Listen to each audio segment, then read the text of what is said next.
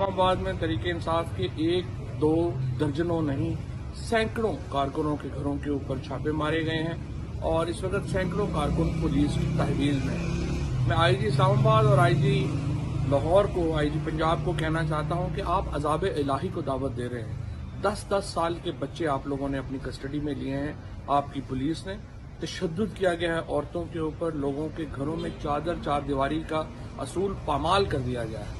तरीके इंसाफ के लोगों का जुर्म यह है कि वो सियासत के लिए, अपने इंसानी हकूक के लिए और पाकिस्तान को एक मॉडर्न डेमोक्रेटिक स्टेट बनाने के लिए जदोजहद कर रहे हैं। क्या ये जुर्म है कि उनको उठाकर रातों को जेलों में डाला जाए, उनके खानदानों को, उनकी बेगमात को, उनकी माओं को, उनके बच्चों को इस तरह से जलील किया जाए?